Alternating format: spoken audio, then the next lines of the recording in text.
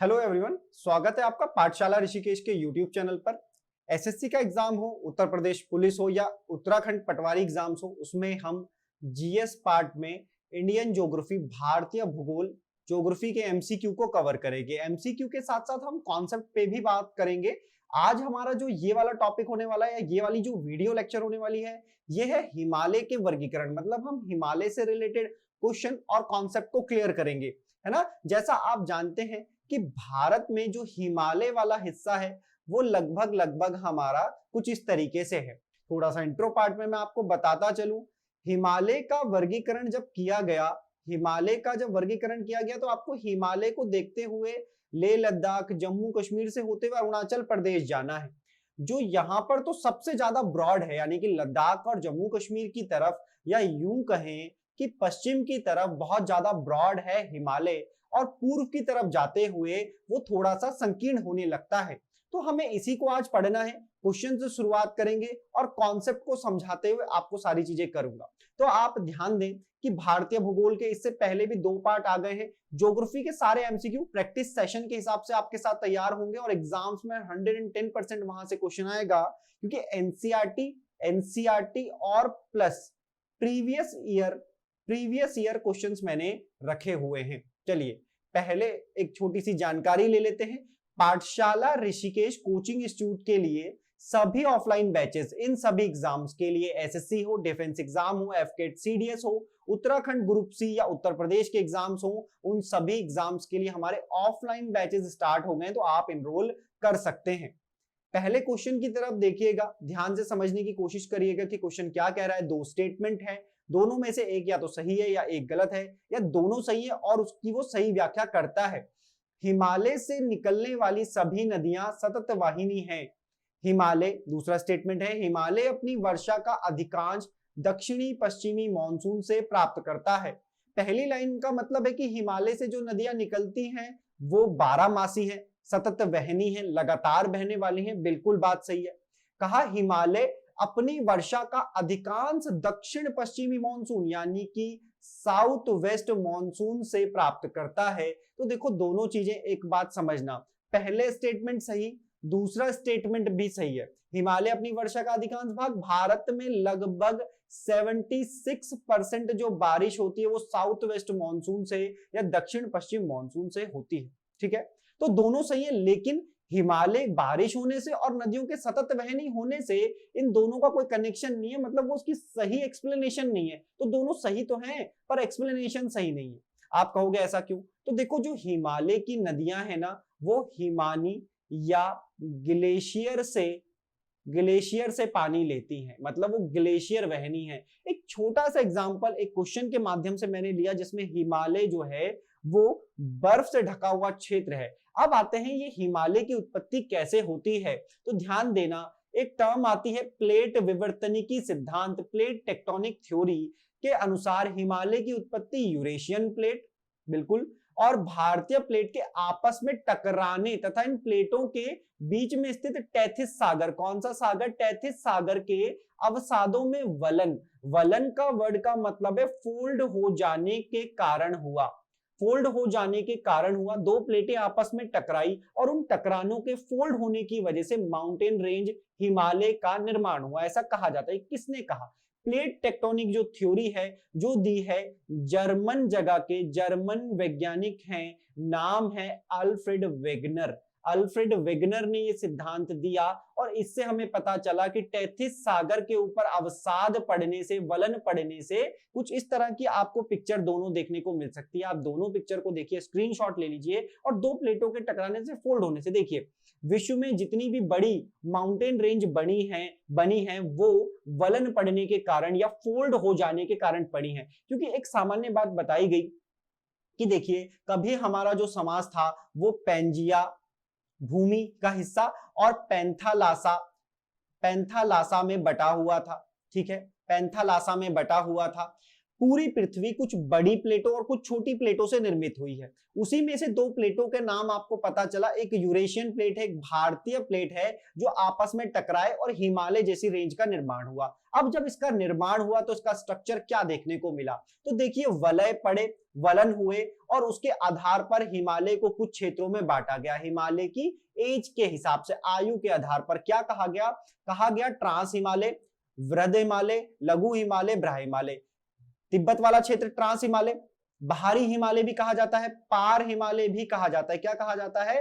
पार हिमालय भी कहा जाता है। ग्रेटर हिमालय हो गया, लघु हिमालय, ब्रह हिमालय या शिवालिक वाला हिस्सा। मतलब जब हम हिमालय को पढ़ रहे हैं तो हमें 4 जोन मालूम है। मैं इससे आने वाले क्वेश्चन भी आपको बताऊंगा। पहले बताता हूं कि इस डायग्राम से आप कैसे समझ सकते हैं। पहले समझने के हिसाब से बताऊंगा, फिर एक्चुअल डायग्राम पे आपको लेकर के जाऊंगा। देखो ऐसे समझो कि हमने क्या करा, हमने एक लेयर ऐसे बना ली, मान लो मोटा मोटी, ठीक है, ऐसे हमने लेयर बना ली।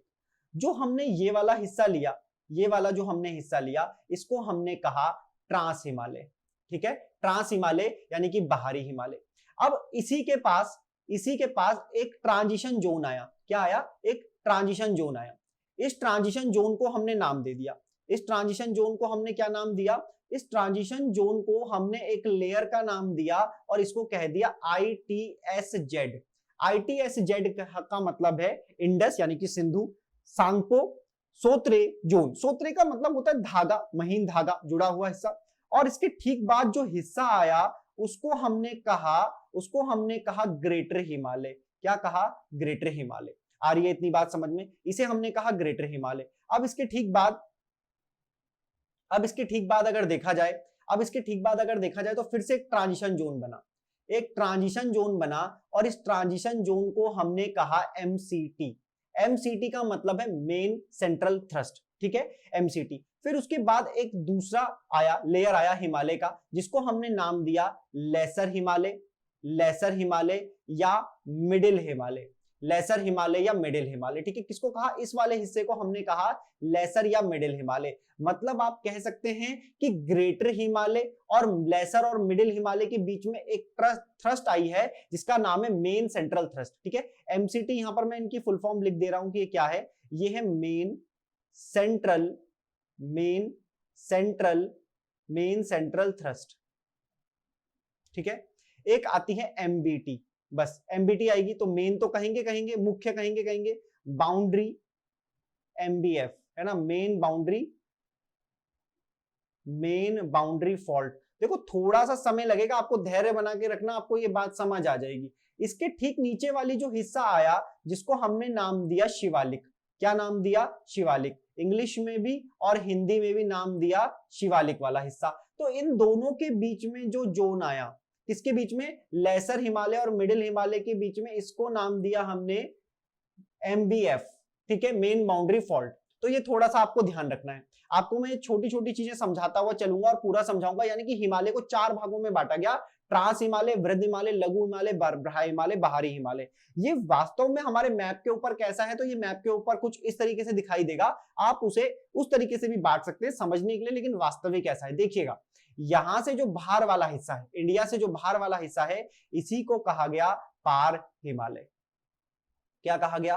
पार हिमालय कहा गया। बाकी देखो ये है ग्रेटर हिमालय यानी कि बड़ा हिमालय, वृहद हिमालय वाला हिस्सा, वृहद हिमालय वाला हिस्सा, बड़ा हिमालय। इसी में आपको क्या देखने को मिलता है, तो आपको माउंट एवरेस्ट की जो चोटी है या बर्फ से ढका हुआ जो हिस्सा है वो देखने को कहां मिलता है? ग्रेट हिमालय में देखने को मिलता है, वृहद हिमालय में। पार हिमालय में क्या है? देखो एक तो यहाँ पर वनस्पति आपको नहीं मिलेंगी, मतलब जो वेजिटेशन वाला हिस्सा है ना, वनस्पति ज्यादा नहीं होती है, ठीक है। यहाँ पर आपको पठार वाला हिस्सा ज्यादा देखने को मिलेगा। बर्फ कहां? माउंट एवरेस्ट में। फिर आपको थोड़े से बुग्याल, मैदान, हरे भरे पहाड़, छोटी चोटियां देखने को कहां मिलेगी? लेसर हिमालय में। यानी कि जो दूसरा वाला हिस्सा, देखो भारत में ये तो ग्रेट हिमालय है, और ग्रेट हिमालय कहां? वो भी देखो लद्दाख वाले हिस्से में, ठीक है। अब तो जम्मू कश्मीर भी नीचे शिफ्ट हो गया तो बहुत कम हिस्सा पड़ता है। थोड़ा बहुत ग्रेट हिमालय पड़ता है आपका कहां पर? हिमाचल प्रदेश में, और आपका पड़ता है थोड़ा सा उत्तराखंड वाले हिस्से में। फिर वो नेपाल में चले जाता है तो देखो माउंट एवरेस्ट भी कहां पड़ती है?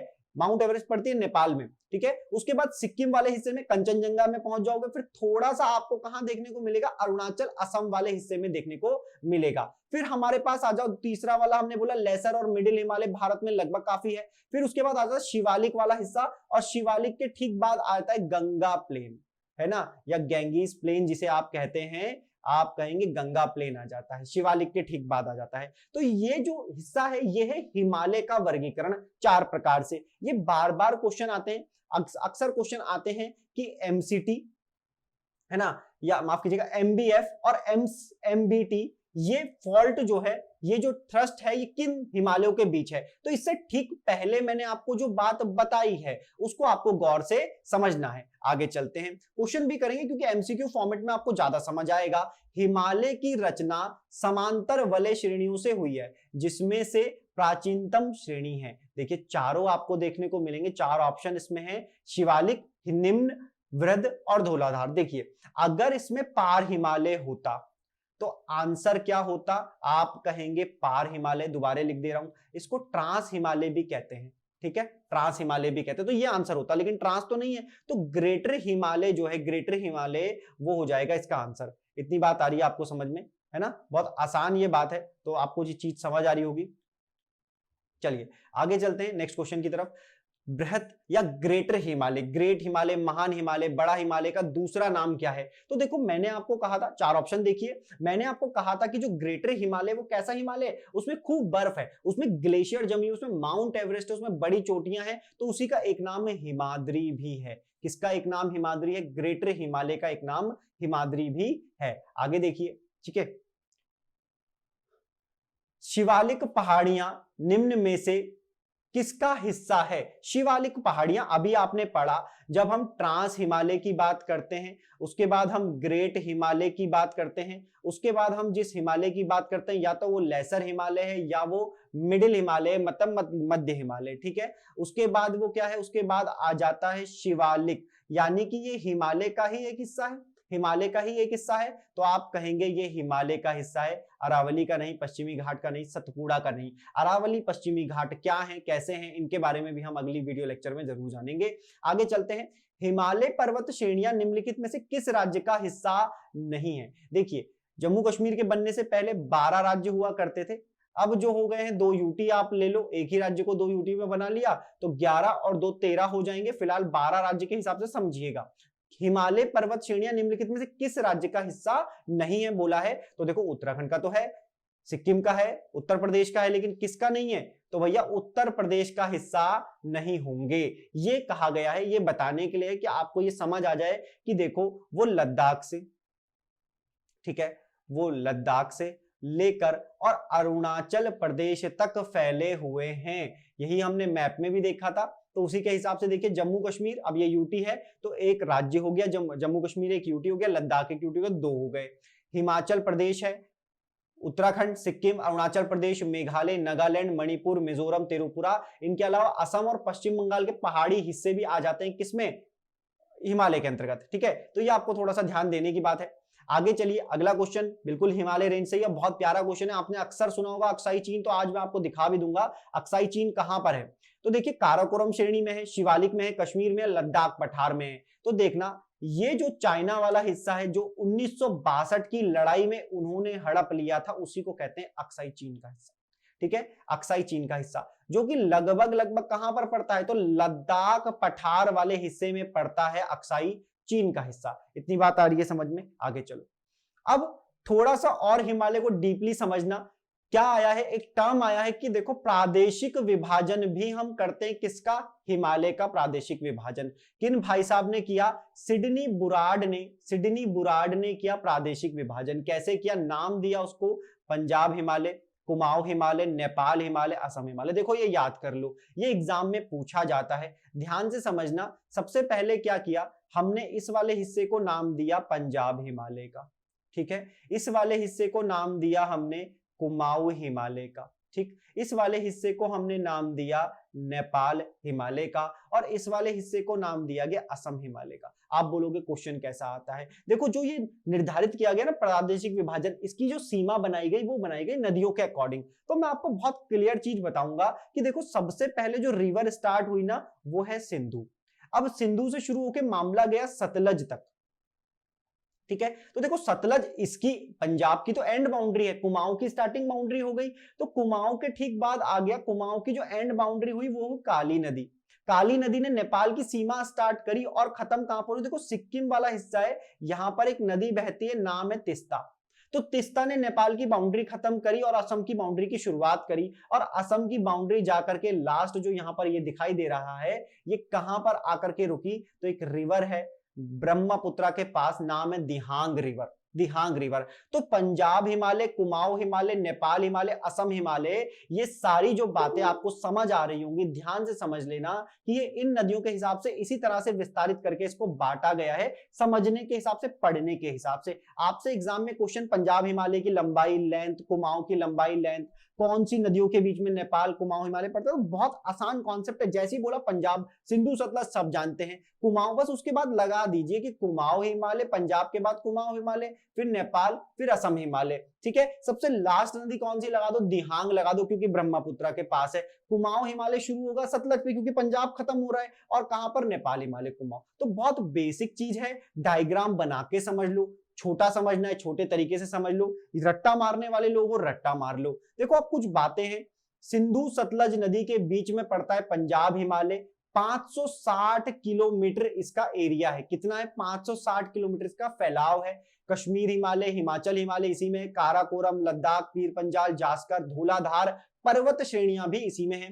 कुमाऊं हिमालय, सतलज और काली नदी 320। तो अभी तक पंजाब हिमालय 560 सबसे बड़ा आएगा, नेपाल हिमालय, ठीक है। नेपाल 800 है, तो असम कितना है, 750 है। आसान है समझना। असम हिमालय, तिस्ता, दिहांग, ब्रह्मपुत्र नदी, कुला, कांगड़ी, नामचा, बारवा, नागा पहाड़ी, ये सारी चीजें यहां पर लिखी गई हैं, रखी गई हैं। ध्यान से समझो और इसे रट्टा मार लो, आगे इसकी जरूरत पड़ेगी। आ जाओ, इससे पहले आपको मैंने अक्साई चीन वाला हिस्सा दिखाया, जो अक्साई चीन ये वाला हिस्सा है। अब क्वेश्चन कहता है सियाचिन हिमनद, हिमनद का मतलब ग्लेशियर है, कहां स्थित है। अक्साई चीन के पूर्व में है, गिलगिट के उत्तर में, लेह के पूर्व में, या नुब्रा घाटी के उत्तर में है। तो ध्यान देना, मैं आपको अब सियाचिन ग्लेशियर दिखाता हूं। विश्व स्तर पर, विश्व पटल पर सबसे ऊंचा युद्ध स्थल इसे माना जाता है। तो देखो ये डायग्राम छोटा सा एक तिकोना टाइप का मैं बनाने जा रहा हूं इस मैप पर। ये वाला हिस्सा, ये जो है, ये है सियाचिन ग्लेशियर। अब देखना, अगर अक्साई चीन के पश्चिम में कहा गया होता तो बिल्कुल सही होता, ठीक है। गिलगिट के उत्तर में कहा गया है, जो कि बिल्कुल गलत हो जाएगा। तो थोड़ा सा अगर गिलगिट के पूर्व में कहा गया होता तो शायद सही होता, लेह के पूर्व में कहा गया होता तो भी सही होता, लेकिन गलत है फिलहाल। तो नुब्रा घाटी के उत्तर में पड़ता है, नुब्रा घाटी के उत्तर में पड़ता है क्या, सियाचिन हिमनद। तो ये एग्जाम में कॉन्सेप्चुअल क्वेश्चन है, सिविल सर्विसेज का क्वेश्चन है, 2020 के ही एग्जाम में शायद ये आया हुआ है, ऐसा मुझे याद आ रहा है। तो आपको बहुत ध्यान से इस क्वेश्चन को पढ़ना है। आगे आइए, हिमालय की सबसे पूर्वी चोटी कौन सी है। देखिए हिमालय को पढ़ते समय थोड़ी सी सावधानी बरतेंगे तो जरूर आपके 110% कॉन्सेप्ट आसान है, लोग बस समझने में जल्दबाजी करते हैं, इसलिए ये आसान नहीं रह पाता। हिमालय पढ़ना बड़ा आसान है, बहुत बड़ी रेंज है, लेकिन बहुत अच्छे से और सस्ते में इसका कॉन्सेप्ट क्लियर हो जाता है। थोड़ा सा डायग्राम पे आपको फोकस कर लेना है। हिमालय की सबसे पूर्वी चोटी मुझे बताना, मैंने आपको बताया कि जी लद्दाख से जाइए अरुणाचल प्रदेश तक, ठीक है। तो अरुणाचल प्रदेश में इसकी चोटी है, तो नाम भी बड़ा प्यारा है, नमचा बरवा। नमचा बरवा, इसकी जो लेंथ है वो 7756 मीटर, ठीक है। तो ये जो लेंथ है इसकी, नमचा बरवा की जो हाइट है वो, नमचा बरवा वो है अरुणाचल प्रदेश में, और हिमालय की सबसे पूर्वी चोटी है नमचा बरवा, 7756 मीटर है इसकी लेंथ। अरुणाचल तिब्बत में ये क्षेत्र पड़ता है। आगे चलते हैं। तो इस हिमालय वाले रीजन को मैंने मोस्ट इंपॉर्टेंट क्वेश्चंस के साथ बांटा है। आगे हम फिर से एमसीक्यू करेंगे, जिसमें हम पूर्वी घाट, पश्चिमी घाट, दक्कन के पठार से क्वेश्चन लाएंगे और हिमालय को मिक्स करेंगे। तो आपकी एमसीक्यू की सीरीज के हिसाब से ज्योग्राफी के एकदम बढ़िया प्रैक्टिस सेट वाले क्वेश्चन कवर में करूंगा। वीडियो देखने के लिए धन्यवाद। अगर आपको वीडियो पसंद आई हो, आप चैनल को सब्सक्राइब करें। हमारे साथ पाठशाला ऋषिकेश के टेलीग्राम चैनल, इंस्टाग्राम और फेसबुक पे हमें फॉलो कर सकते हैं, और हमारे ऑफलाइन बैचेस में, न्यू बैचेस में एनरोल कर सकते हैं। वीडियो देखने के लिए धन्यवाद।